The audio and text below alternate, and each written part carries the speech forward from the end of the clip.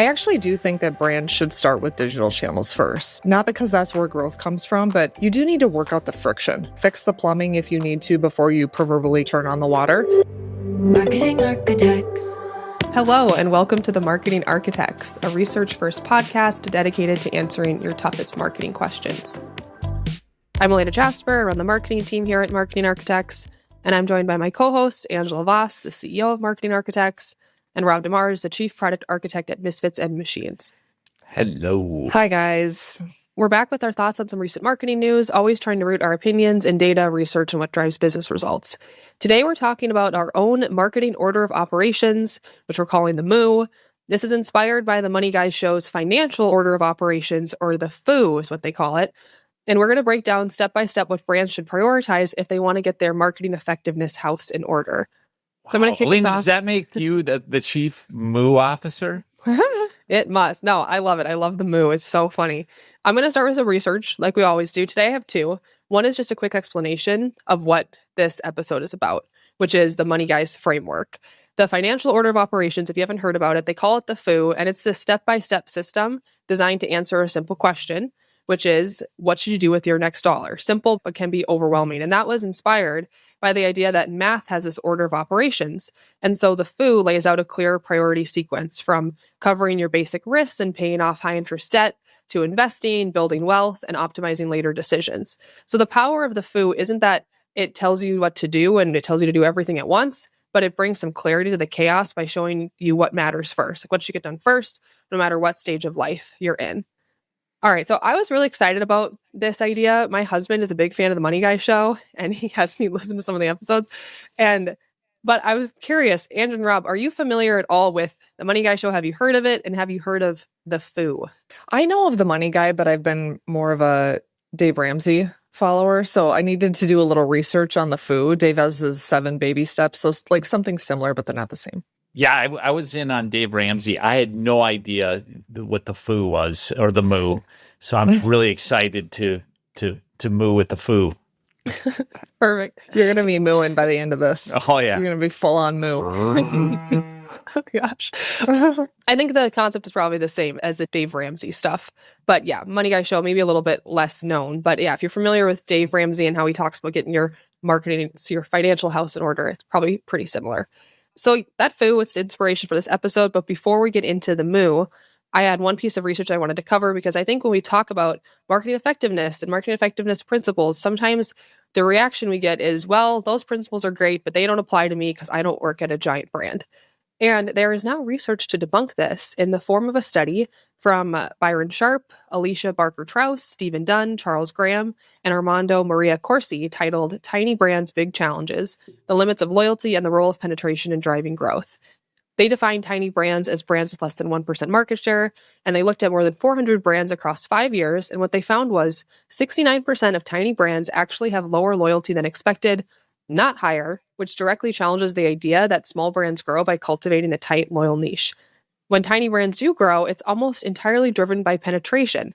Growing brands increase penetration by 135%, compared to just 26% growth from purchase frequency, more than a 5x difference. And the stakes are high. 38% of tiny brands disappeared entirely over 5 years, while only 6% managed to hold a stable share. So the takeaway is, even the smallest brands don't grow with loyalty-first strategies. They grow by getting more buyers, just like big brands do. So, Ange, was there anything about that tiny brands research that surprised you, or is this sort of what you were expecting to be? This is exactly what I would have expected, I think. And what I think a lot of marketers either don't know or hear. They like this idea of growth through this niche loyalty. It sounds great, but it's just not how markets work. Most brands don't fail because customers leave. They fail because not enough customers ever arrive. And penetration's hard work. It just is.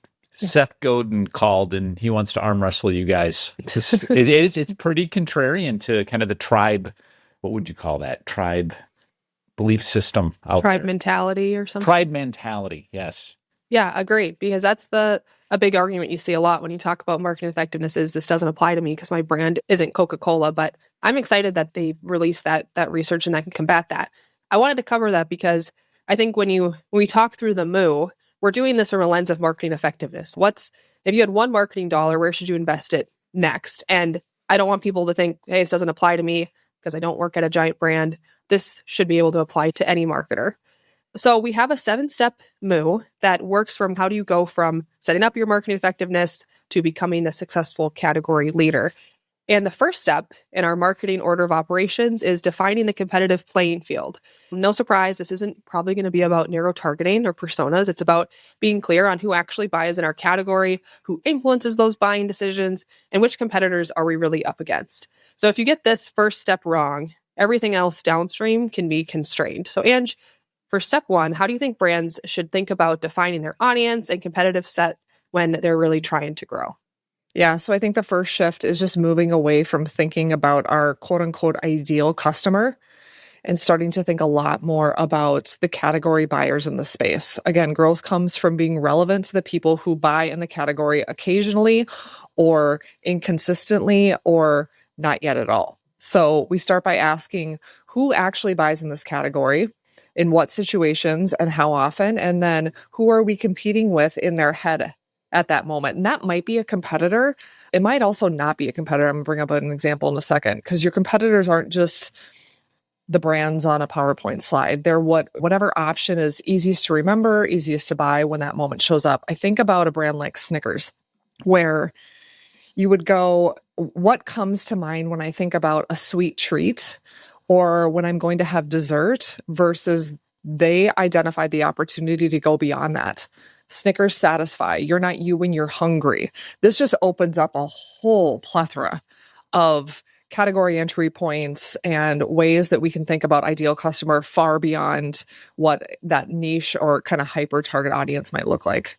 Yeah, agreed. I love that campaign. It's a great example of going beyond just those narrow personas. I've seen more and more people talking about that, how like when I first started marketing, that's sort of where you start too. When you start to learn what should I do, they always start with a persona. And it seems like people are starting to want to stretch beyond that. Mm-hmm. All right. The second step of the MOO, build distinctive brand assets. So once we know who we're trying to reach, the next step is making sure people can actually recognize your brand. Distinctive brand assets are those cues that allow buyers to quickly identify your brand and then link it to your category. Because before we persuade or try to perform, our brand needs to be recognizable. So Rob, how should a brand go about the second step of choosing and committing to distinctive brand assets? Yeah, I mean, definitely audit what you already have to see what could be smashable. And, smashable is a great term that was coined by Martin Lindstrom. He authored the term smashable branding when looking at the Coke bottle and how you can smash a Coke bottle against the ground, but you still can recognize that it's a Coke bottle. That's a great asset that you can have. So how are you looking through the things that are important to your brand today and recognize things that you could leverage in your communication? And if you don't have any, then you invent them, because we are in marketing. We can, put on our inventive hats and do things like T-Mobile did and they chose one of the ugliest colors, magenta, for their brand. I don't know if I agree. God, it makes me want to throw up in my mouth every time I walk by their store. But I am a T-Mobile customer, and there is no way that I will mistake their storefront or their brand from any other of the competitors. That is an incredible, smashable brand. I could walk by a house that is been painted magenta, and I would go, they look like T-Mobile. That's amazing, right? So how do you look at what you have or what you need to create? This doesn't just have to be obviously color. This is jingles, characters, audio mnemonics. There's so many elements to play with. So how do you assess what you maybe currently have and you don't even realize that you have, because that's very common when you're used to your brand, and go, what could we leverage out there, or get busy inventing? It's so hard to own a color. Like, God, they really did a good job of that. They did. They absolutely owned it. Yeah. And if it was a beautiful color, you wouldn't notice it. So the fact that they chose something absolutely revolting works well for them. It's not revolting. Yeah, I like that color personally, but to each Would their you own. paint your house that color? No, I would not. Okay. I would not. I was trying to think of other brands that have done a good job with color, and it's hard. It's hard because a lot of them, you think, I know we did this before on the podcast. We did a game where I said a color and I asked you to name the brand. I don't think either of you ever got. Let's do one. Yellow. McDonald's. Oh, that's good. I wasn't thinking. I was thinking a little. We just Okay. That's we're proving the point. It's really hard to own a color. It is. Yeah. really difficult. But yeah, I love, we go through this process with clients at Marketing Architects where we look at their distinctive brand assets. And one of my favorite parts of that is mapping the category, because you get to start to see like, where's the opportunity, where's the white space. And yeah, I'm guessing if you're a B2B brand like us going through, and when we went through this exercise, we used to have a navy blue color. And that was one of the first things we're like, oh no, that's got to go, because that's like go. everybody is navy blue. And yeah, that's a fun exercise to go through. All right. The third step of the MOO is develop creative that builds memory. Now that we have our distinctive assets, we need some creative, and it shouldn't just be about driving action. It's also about building memory. So we want to make sure that our creative consistently links our brand to buying situations in ways that are easy to process and remember, especially for those light buyers of ours. So Rob, what are some creative best practices brands should keep in mind if they're starting from scratch but trying to build effective creative? Okay, this one's going to seem so obvious that I'm almost embarrassed to say it. You spend the time to create distinctive assets, then use them in your ads. And I think that we oftentimes forget as marketers, because we're like, oh, we're busy creating our campaigns. And we're like, well, what about the colors that we've been choosing? What about the fonts that we've been using in all of our communication? What about our taglines? All of these amazing things we don't use in some of our most visible channels like television. So just making sure you're auditing yourself and auditing your agency to make sure you're actually leveraging the things that you've spent so much time and energy and boardroom time to nail down, to use them. It's low-hanging fruit to help build those memory structures. And then obviously, the next thing is making sure that you're creating ideas that have legs. And, you're both using the assets to create memory structures, but you're also using storylines and ideas and concepts in your message strategies that complement each other. So your television ads are in sync with your social and radio and everything else. Great advice. It is an active effort to make sure your distinctive assets are in all your advertising. Just like speaking from our team, we have to be really careful whenever we're creating something. How do you make sure that they're in there? And you're right, Robin. I think that there is research on how long it takes for a distinctive asset to be recognized with a brand, and it's years. Like you need to consistently make sure that it's there and it's with your logo, and there are some kind of guidelines to that. But you're right. A lot of brands, like if you create a character and you're not willing to put it in your advertising, you probably shouldn't have it. 100%. All right. We are at the fourth step of the MOO, which is choose channels for the short and the long. And this step is all about picking channels that allow our creative to reach as many category buyers as possible, often enough to build mental availability over time, while also driving the short-term impact that businesses need to thrive. So, Ange, how should a brand prioritize their investments in channels that drive both the short and the long? Yeah, I actually do think that brands should start with digital channels first. Not because that's where growth comes from, but you do need to work out the friction just to make sure your customer journey functions, to validate that your offer works, fix the plumbing if you need to before you proverbially turn on the water. And digital is really good at helping you diagnose those problems. It's very precise. It tells you where things break. But once you've got that journey in place and you feel confident about it, you can't stay there. And that's, I think, often where brands get stuck, as they get addicted to short-term activation because it feels really measurable and it feels really controllable. The problem is performance channels are mostly harvesting existing demand versus expanding upon it. So after you've worked out that friction, the priority has to shift to reach-based channels that build memory, create new demand. That's what drives long-term growth. That can be TV, it can be CTV, it can be radio, it can be billboard. There's a lot of options actually, but if you don't make that shift, you end up fighting over that same small pool of buyers and your growth is going to stall out. I agree with you that it's probably not good advice for every new brand to just jump onto television, but I think it's also important to make sure that you're like planting the seeds for what we're going to do later on, because I think it's also hard when people within the company, like the board and the CEO, when they're used to seeing these immediate returns from marketing, or they're used to this type of measurement, it's probably hard to make a shift. I think sometimes we see that they want to hold channels like accountable to the same metrics. So probably start planting seeds. Like, this is what we're going to be doing. I also think that digital creates a bit of a doom loop in terms of that target customer. because you find that there is a ideal customer, of course, right? My ideal is women 34 years old that have 2 kids or whatever and live in suburban areas. Okay, fine, but we're not going to grow that way.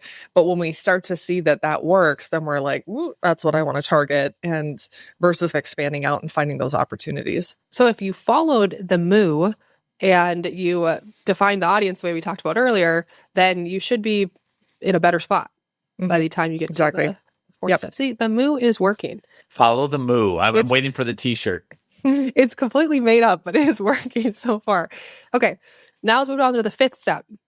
It is measure what matches the objective. So your measurement has to match the goal. If the objective is long-term growth, then measurement needs to reflect that, focusing on reach, momentum, rather than that short-term precision that can sometimes distort decision-making. So we got into this a little bit in the 4th step of the MOO, but Ange, what does a measurement system look like for a brand that's really committed to marketing effectiveness? Yeah, I think we have to get really honest and have hard conversations about what can be measured well and what can't, what can be measured precisely and what can't. And long-term demand creation doesn't show up cleanly in last click dashboards, which is that digital world, right? So for a brand committed to growth, measurement has to be layered. We talk about multiple models. You need short-term indicators, which can be conversion rates. It can be pipeline, sales response, visits, etc., to make sure the system is working. But you also need more market level signals that tell you whether you're actually expanding that demand. That's reach, penetration, could be brand momentum, share of search, controlled tests that allow you to see incrementality. And that usually means coming up with things like geotests, looking at MMM, brand tracking, sales analysis, instead of just pretending kind of one tool has all the answers. So we would, of course, love perfect attribution as marketers, but that's just not possible. What we're really trying to, or should be trying to strive for, is directional confidence. Do we know we're building demand? Do we know we're translating it into revenue? And do we think it is repeatable and scalable for the brand growth that we're looking for?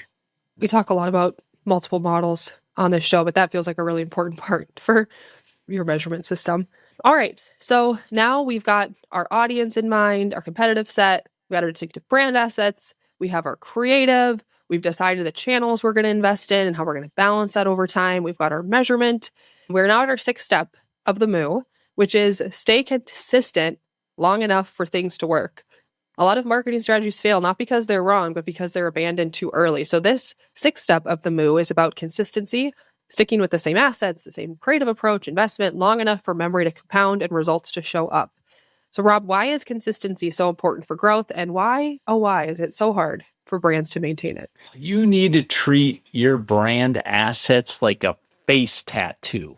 You are making a biological contract with your customer's memory, right? So you can't change that just because you have a different t-shirt on today, right? Like you are committed.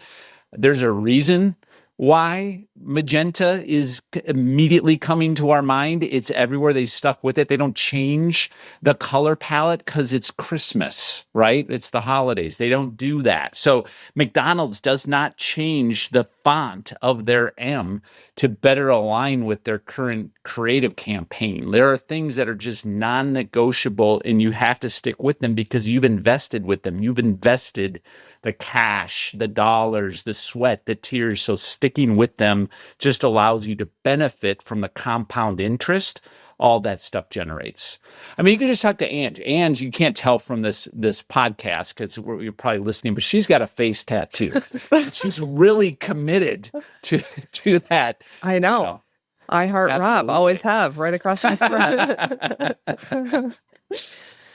Yeah, Rob, you made me think of an idea, which is not a tattoo, but if your marketing team goes for a rebrand, maybe you should include as a part of that, like some sort of structure or something that's hard to change. Like maybe that'll protect the branding in the future. Yeah, absolutely. You know what I mean? Like put together a statue or I don't know, change a big sign. The wet cement in front of the corporate office. Make sure you write the tagline in there. Absolutely. Yeah, something. Yeah, or ask your CMO to get a tattoo of it. Then you'll see how strong they feel exactly about that distinctive asset. All right, we are now at the final step of the MOO, if you can believe it, which is communicate results.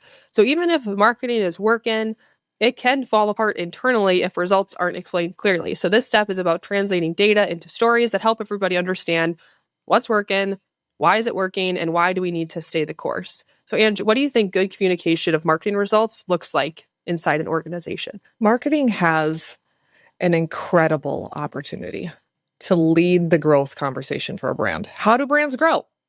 That's your job. There's a level of education that's necessary to transfer to broader executive members of the organization. And I think speaking about growth is an earned right. And you earn that right by speaking the language of the business, not just the language of marketing. Fine, speak the language of marketing to your own team. But most dashboards are built for marketers. We don't care about impressions and CPMs. We care about growth. We care about risk. We care about return. We do need to show data, but we need to be able to translate it into here's what we've invested. Here's what changed in the market. Here's how that connects to revenue, profit, share now versus 5 years from now based on the decisions we're looking to make. And here's why stopping would undermine the progress that we've built. And one thing that made me think of is, do you think, this is sort of a random question, but I feel like when talking to successful marketing teams, there's like two sides of like setting up results that I see sometimes, which is one side is this is always how we do it. Like we always do geo tests and this is the system. It's proven to work. So this is what we do, which can be great because you've seen it work. Leadership accepts it and it gives you like a structure for adding new channels. Or on the other side, like you approach each one with a clean slate. What could we do? And I think that can be beneficial because then you could adapt it according to the channel, but also it can be a little bit chaotic. And then what if you don't get the results you need? Do you feel like there's one that's better than the other? Or maybe it's somewhere in the middle? Because I think the first one can be kind of restrictive at times or maybe slow things down. But do you feel like one side's better than the other? I do. I would change restrictive to disciplined, I guess. There's a lot that we can go test. The world in terms of what consumers consume is very fragmented. And so I think when we talk about multiple models, you could look at that and go, well, I can test this way and I can test that way. And are we losing the lens of incrementality? And I think that's the discipline that ultimately is needed to get to a place where you can make investment decisions based on both short and long. It's easy to make investment decisions based on short. They might not be the right decisions, but every dashboard is going to give you direction on whether or not to continue to invest in it or not. Most of them are going to tell you to continue to invest. So because of the complication in terms of measurement, we need that discipline. You're right. It might slow potentially growth, but I think we're not setting ourselves up for durable growth if we don't have that discipline. Yeah, that's a good point. So maybe like be disciplined in your testing, but then when it works, don't be afraid to go big on it. Yep. When it does. All right. Well, that's the MOO. What do we think of the MOO? I have a question. I heart for the you. MOO. How in are you on the MOO, Elena? Are you willing to get the MOO tattoo? I don't know. That's the true test right there. Oh, man. I don't know. I don't know if I'm there yet. A little cow. Maybe a little cow, Like a little cow tattoo. Yes. I don't know. I wouldn't rule it out. We'll see what the reaction to this episode is if people. Maybe we start with a t-shirt. Yeah, you there can we get go. a hat. All right. I like that. The MOO hat. But I thought it was a fun idea because sometimes you hear about all this stuff. You're like, where in the world do I even start? So hopefully this episode could be helpful. Yes. If you're prioritizing, like, what do I need to look at first within my organization? It could be helpful. All right. Final wrap up here for fun. Personal life, order of operations. I'm sure you have that in some way. Like, what are the first few things that need to happen for you before your day actually works? I'm going to go out on a limb and say that I'm going to be shocked if the three of us don't have the first number one that's the same. I want to be wrong on this, but okay. So for me, it's rest, perspective, priorities. Those are my three. If I'm rested, grounded, clear in what matters most, I can handle almost anything. Nice. That's good. I like that's a tattoo. I think you're saying we're similar because all three of us go to bed at like 8:30. Is that what well, this is true. I mean, I love me some if sleep 7 isn't p.m. everyone's sleep. number one on this podcast, I don't know us, but that prove is me wrong. That is a great baseline. I think for me, I could literally do a podcast that no one on the planet would ever listen to on David Allen's Getting Things Done. And his number one concept is your mind is for having ideas, not keeping ideas. So for me, when I'm talking about stage one, how do I move forward? It is emptying my brain and putting it somewhere else, putting all that stuff somewhere else into a trust system. Like I have to clean the kitchen before I can do anything else. And he has a system for that. Well, Let me tell you. I have just anytime someone wants to hang out and talk about it, I'm all there. It's our favorite topic. I feel like you've mentioned wanting to do this David Allen Getting Things Done episode for a long time. So listeners, if anyone wants to hear that, if anyone wants to, send me a message on LinkedIn and we'll let Rob do an episode on it. We can't be effective marketers without having a clean kitchen. So maybe it fits somehow into the absolutely agenda of the podcast. Shout out getting things done, David Allen. Absolutely, 100%. One of our most prized listeners to this podcast, David Allen. So me, very similar. Definitely need like a good night of sleep. I need to exercise before I do anything else too. Like I exercise every morning or else I'm no fun to be around. And then another thing I was thinking of is just like fueling well. I'm a big believer in breakfast. I know some people who skip breakfast. I don't know how they do it, but I feel like that helps sets up your day too. Always having What's the go-to breakfast? I'm very spoiled. My husband Sam makes me a quiche every week. So I get to eat quiche for breakfast. Yes. So yummy. That's it for this episode of The Marketing Architects. We'd like to thank Taylor De Los Reyes for producing the show. You can connect with us on LinkedIn, and if you like the podcast, please leave us a review. Now go forth and build great marketing. What kind of quiche? Like eggs with green peppers, spinach, bacon, cheese. Rob, are you a breakfast guy? I eat a Go Macro bar every morning with my coffee, if that counts as breakfast, but it's not substantial. And then I don't really eat until dinner. It's weird. But if I eat lunch, I get very nappy. That's the problem with lunch. It's coming back to work after lunch. It's going to be a little rough, but... Marketing Architects.